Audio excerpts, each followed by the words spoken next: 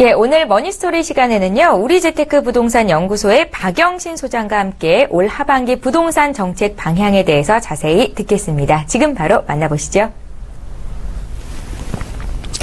예, 안녕하십니까. 이제 2016년도 이제 하반기가 시작이 됐습니다. 그건 이제 6개월 동안 좀 지난 이제 경제라든가 뭐 부동산에 관련된 내용이라든가 조금, 안정되지 못했던 부분이 사실이기 때문에 또 지금 현재 정책 방향을 보게 되면 우리나라 경기가 워낙 지금 침체되어 있다 보니까 침체된 경기를 살리기 위해서 굉장히 애를 썼던 모습이 보입니다. 그렇지만 실효성은 많이 좀 떨어졌고요. 그렇기 때문에 지금 하반기에도 또 다른 정책을 발표를 했습니다. 해서 7월 1일 오늘 날짜부터 이제 시작되는 것들이 꽤 많습니다. 그거에 대해서 정리를 좀 했고요. 지금 이제 주택이라든가 토지 분야뿐만 아니라 경제에 관련된 내용까지 다 추가적으로 얘기를 했는데요. 지금 이 시간이 좀 짧은 관계로 주택과 토지에 관련된 내용만 좀 전해드리겠습니다. 뭐 경제에 관련된 거는 추가 경정 예산이 20조가 넘게 또 투입이 된다라는 내용도 있기 때문에 경기 침체에 관련된 내용을 이제 경기를 어떻게 살릴 수 있을까에 대한 부분을 중점적으로 좀 애를 썼다 이렇게 보시면 되고요. 일단 한 가지씩 좀 지켜보겠습니다. 첫 번째로는 이제 행복주택과 뉴스테이 등의 이제 임대주택 조기 확충. 지금 행복주택과 뉴스테이 같은 경우는 정부에서 가장 그래도 힘있게 밀어붙이는 사업입니다. 그렇기 때문에 중장년층부터 해서 사회초년생까지도 어느 정도 이제 임대주택의 활성화를 좀 꾀하고자 하는 부분이 굉장히 애를 쓴다. 이렇게 보여지는 부분이 많고요. 그렇기 때문에 사업을 하는데 사업 절차를 이제 간소화해서 행복주택 입주 시기를 이제 단축을 한다. 단축을 한다는 얘기는 결론적으로는 입주할 수 있는 시간을 짧게 만들어서 이탈 인구를 줄이겠다는 얘기겠죠. 결론적으로는 이제 임대 시장이 더욱더 활성화가 될 수밖에 없는 세상이 되다 보니 제가 뭐 계속 강조하는 부분인데요. 그렇기 때문에 임대 시장을 앞으로 더욱더 활성화시키겠다는 내용이 아무래도 좀 주된 내용이다 보시면 되겠습니다. 그래서 2017년도까지는 15,000가구를 2만 가구까지도 확대를 하겠다라는 내용이 이제 5,000가구 늘었습니다. 그래서 2018년도 이후에 입주 물량을 5,000호를 조기에 완공을 하겠다. 빨리 완공을 해서 만들어 놔야 사람들이 그 주택을 보고 또 결정을 하실 수 있기 때문에 말만 앞서지 않고 실행을 빨리 옮기겠다. 뭐 그런 내용이고요. 두 번째로는 이제 임대주택을 활용을 할 때 정부에서는 사실상 자금 확충이 어렵습니다. 그렇기 때문에 민간 자본을 끌어들이는데요. 그 대표적인 게 뉴스테이고요. 그래서 민간 자본을 활용 임대주택을 투자를 했을 때 기업체들한테도 뭔가의 어떤 인센티브를 제공하지 않으면 그들이 절대 움직이지 않기 때문에 일단 1차적으로 토지를 싼 가격에 제공을 하고 거기에 따라서 기업체들의 운영 수익에 대한 부분도 어느 정도는 절세시키게끔 만들어준다. 그렇기 때문에 임대주택을 만약에 내가 진행하는 기업체다 한다면은 재무적 투자자를 참여를 하게 하고 거기에 리츠 규제, 자금을 끌어모으는 데 있어서 규제에 관련된 것들 또는 금융이라든가 아니면은 세제 지원을 강화한다. 그렇기 때문에 세금 혜택만큼 기업체들한테 좋은 게 없습니다. 그렇기 때문에 세제 지원을 강화한다는 내용이 가장 주된 내용이다 보시면 되겠고요. 금융기관의 출자 규제 같은 경우도 금융기관에서 자금을 마련을 해서 출자를 할 때 사전 승인을 먼저 받는 게 아니고 먼저 진행하고 나서 나중에 보고해라. 그 내용입니다. 그렇기 때문에 나중에 보고할 수 있게끔만 만들어주게 되면 그만큼 절차는 더욱더 간편해지겠죠.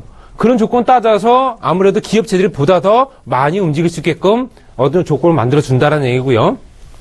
장기 임대주택 리츠나 펀드에 투자 시 법인세도 감면을 해줍니다. 그렇기 때문에 실제로 아까 말씀드린 대로 기업체들이 움직일 수 있는 것은 수익성입니다. 그렇기 때문에 수익률에 따라와 주지 않는 상품은 절대로 움직이지 않기 때문에 거기에서 수익성을 가장 크게 어느 정도 지배할 수 있는 구조는 세금입니다. 세금을 줄여준다면 아무래도 기업체들이 움직일 수 있는 조건이 그만큼 많아지겠죠. 그래서 갖고 있는 자본을 가지고 어느 정도는 투자할 수 있는 여건을 만들어줄 수 있게끔 어느 정도는 만든다. 그러니까 어느 정도는 분위기를 조성한다. 이렇게 보시면 되겠습니다. 거기에 마지막 해당되는 내용이 조금 중점된 내용인데요. 이 내용은 이제 종합부동산 서비스 체제가 이제 선진국형으로 이제 도입이 될 겁니다. 그렇기 때문에 분양부터 매매, 임대 관리, 그 다음에 주택 관리까지 전부 다 통합 시스템으로 진행되기 때문에 그걸 원스톱으로 진행될 수 있는 조건, 겸업을 하더라도 내가 부동산을 하고 있는 사람이 그 다른 일을 하더라도 겸업을 하더라도 규제를 완화해주고 그리고 인증제도 도입을 해서 선진국형 종합부동산 서비스를 만든다. 결론적으로 임대, 중개, 이사 서비스, 네트워크 종합 서비스, 임대 관리까지 임차인이 나가게 되면 공시 생기고 공시 생긴 부분은 다시 재임차를 할 수 있는 조건을 네트워크화한다는 얘기죠. 지금도 뭐 네트워크가 어느 구축은 되어 있지만 지금보다도 더욱더 많이 이제 보편화를 시키겠다는 얘기고요. 그 우수 서비스 인증 마크를 받은 업체에 대해서는 조금 더 이제 그 업체에 대해서는 조금 더 어떤 혜택을 주겠다. 그렇기 때문에 보다 더 많은 인증 서비스를 어느 정도는 받을 수 있게끔 만들어주겠다. 결론적으로는 기업체들이 임대주택을 마련할 수 있게끔 자본을 투입을 하고, 자본 투입한 부분에 대해서 세제 혜택을 줘서 보다 더 많이 끌어들이고, 그리고 나서 나머지 주택에 관련돼서는 종합부동산 서비스 체제를 확충을 해서 어느 정도는 이게 자연적으로 돌아갈 수 있게끔 어느 정도는 오토 시스템으로 만들어주겠다라는 게 이제 정부의 정책입니다. 그렇기 때문에 앞으로도 이런 형태로 많이 갈 거다라고 보시면 되겠습니다. 그렇기 때문에 이제 앞으로 임대시장은 더욱더 커지면서 그 임대시장이 보다 더 이제 확장이 되면서 아주 다양화된다. 이렇게 보시면 될 것 같습니다. 자, 세 번째로는요. 자녀 지원형 집주인 리모델링 사업. 뭐 어려운 얘기는 아니고요.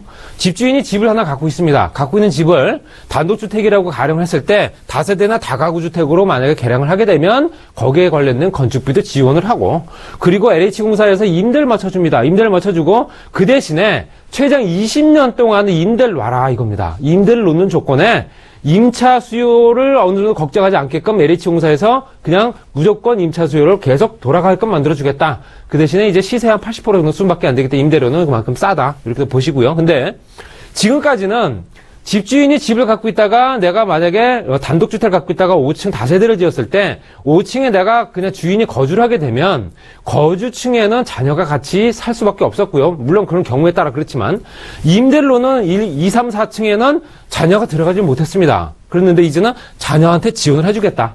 자녀가 들어가서 거기에 거주할 수 있게끔, 물론 임대료는 제로입니다. 그렇기 때문에 그만큼 수익률이 떨어진다. 거기에 개량 비용 최대 2억 원을 연리 1.5%의 이제 저리로 지급을 해준다라는 내용이고요.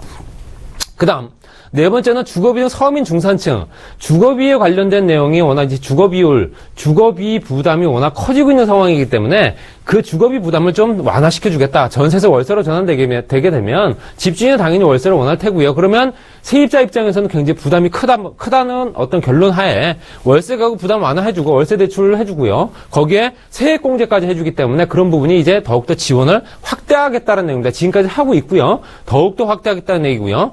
요건을 완화해서 근로자임금 수급자 등이 연소득 5천만 원 이하까지도 가능하게끔, 또 대출은행 취급은행도 1개에서 6개로 확대를 했다는 내용이 아무래도 조금 더욱더 확장을 시켰다는 확장성을 보실 수 있고요. 세액공제까지도 명의 계약 시, 그러니까 배우자 명의 계약 시, 배우자가 명의로 계약을 할 때도 세액공제도 할 수 있게끔 만들어주겠다는 내용입니다. 자, 그 내용이 이렇게 지금 정리가 되어 있는 부분이고요. 그래서 주거구 현행까지 있었던 부분에서 가장 중요한 부분은 기간은 최초 2년에 2년 단위 4회 연장을 해서 최장 10년까지 거주할 수 있게끔 만들어주겠다는 내용이 가장 큰 포인트다 보시면 되겠습니다. 그리고 6개 은행에서 이제 자금을 어느 정도는 융통할 수 있다는 내용이고요.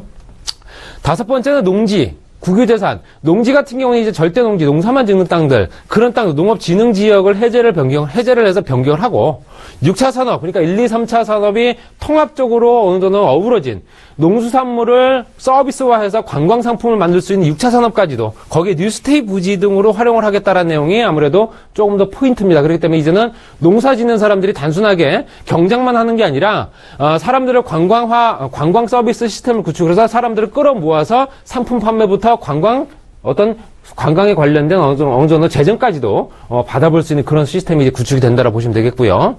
그 다음에 이제 그 분양보증 및 중도금 대출, 요거는 이제 7월달, 요번 달부터 진행됩니다.